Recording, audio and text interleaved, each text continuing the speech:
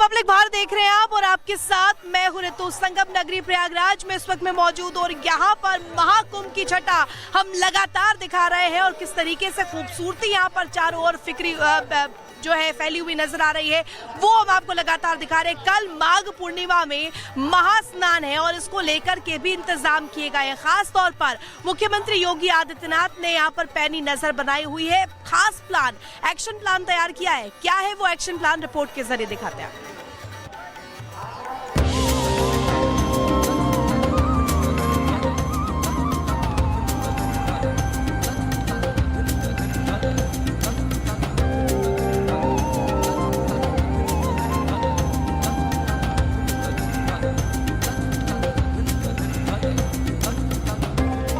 अद्भुत अनुभव का साक्षी बनने वाले भारत में पिछले 30 दिनों से संगम पर सनातनी संसार नजर आ रहा है।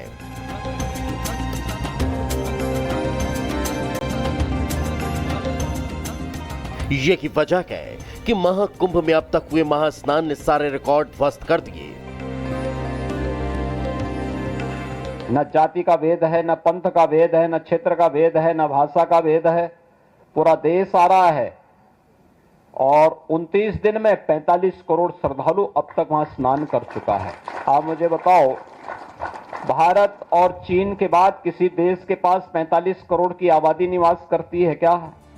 लोगों की भारी भीड़ ऐसी उमड़ी मानो जन सैलाब ही उमड़ आया, जिसने हर दिन के साथ नया इतिहास रच दिया।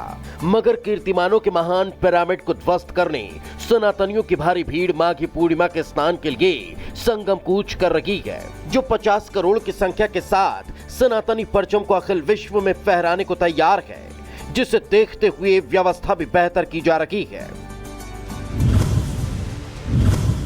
महाकुंभ मेला क्षेत्र में सभी वाहनों पर रोक लगा दी गई है। भक्तों को पार्किंग में रखनी होगी गाड़ियां। प्रयागराज शाम 5 बजे से नो व्हीकल जोन हो जाएगा। 12 फरवरी तक सभी नियम लागू रहने वाले हैं। यहां तक कि कल्पवासियों के वाहनों पर भी रोक रहेगी। आपातकालीन सेवा के वाहनों को छूट दी जा रही है ताकि श्रद्धालुओं को किसी तरह की परेशानी का सामना न करना पड़े। ऐतिहासिक क्षणों में दर्ज महाकुंभ पर्व पर किसी श्रद्धालु को दिक्कत न हो, इसलिए खुद मुख्यमंत्री योगी आदित्यनाथ एक्शन में हैं, जिन्होंने बसंत पंचमी के स्नान पर पूरी रात कंट्रोल रूम में व्यवस्थाओं को देखा, तो अब माघ पूर्णिमा के स्नान से पहले नया प्लान तैयार कर दिया। सीएम ने महाकुंभ में जाम पर सख्ती दिखाते हुए 28 आला अधिकारियों की तैनाती की।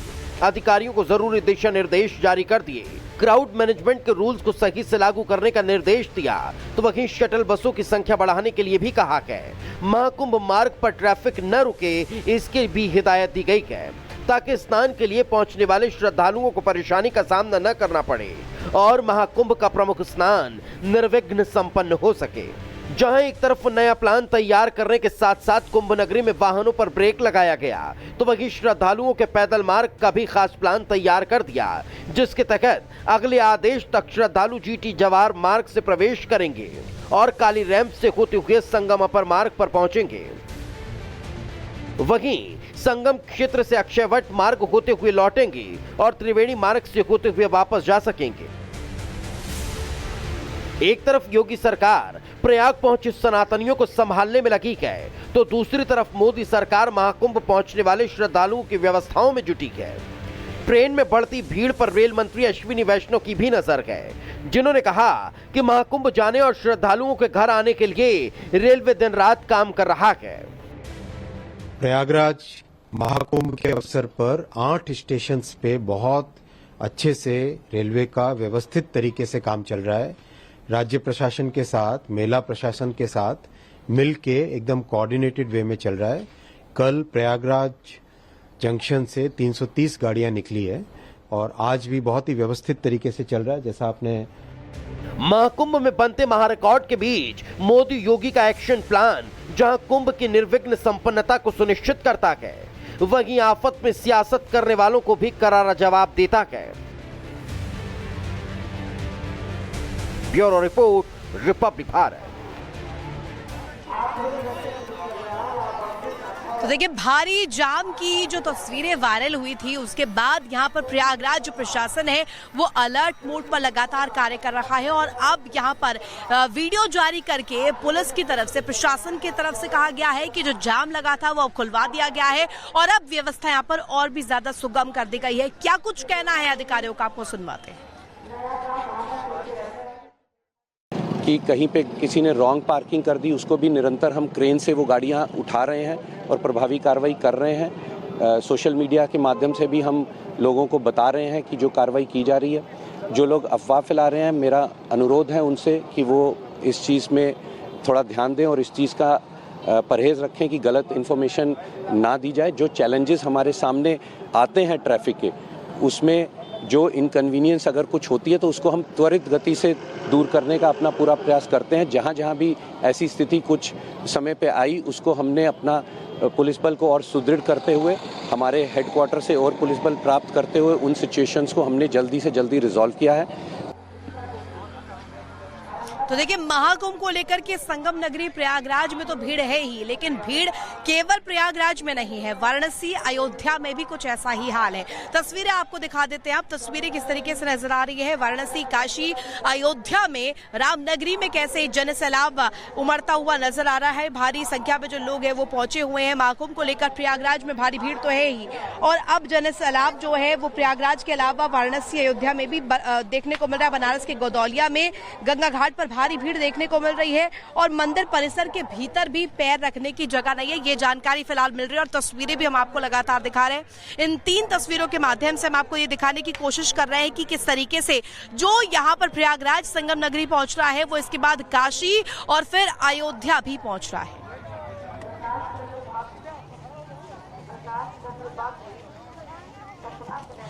देखिए, मकर संक्रांति से लेकर यानी कि ये जो माघी पूर्णिमा है, कल 12 फरवरी तक 1 महीने का कल्पवास लगभग कल्पवासियों का पूर्ण होने जा रहा है। ये एक बहुत बड़ा अनुष्ठान 144 वर्षों के अद्भुत सहयोग में तीर्थराज प्रयाग में ये पूर्ण होने जा रहा है। लाखों यहाँ पर जो कल्पवासी हैं वो किस तरह का कल्पवास करते हैं, कैसे उनकी दिनचर्या रहती है, कैसे वो यहीं रहकर टेंट और कनात और शिविर में रहकर अपने नित्य कर्म को करते हैं, पूजा पाठ करते हैं, गंगा आदि स्नान करते हैं, वह सारी जानकारी आपको हम आगे दिखाने का प्रयास करते हैं, बताने का प्रयास करते हैं।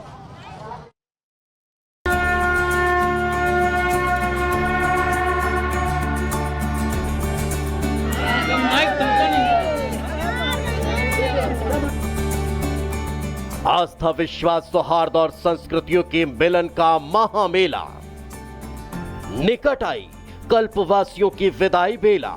जागृत जीवन, संस्कृति, भक्ति और एकता का आंगन। फिर कब होगा संतों का अद्भुत मिलन, जिसे दुनिया सबसे बड़े आध्यात्मिक आनंदोत्सव का नाम देती है, जिसे दुनिया सबसे बड़ा सनातनी संसार कहती है।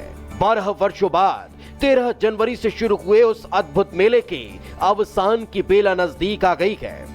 पौष पूर्णिमा के स्नान के साथ शुरू हुआ कल्पवास माघ पूर्णिमा के स्नान के साथ समाप्त होने जा रहा है।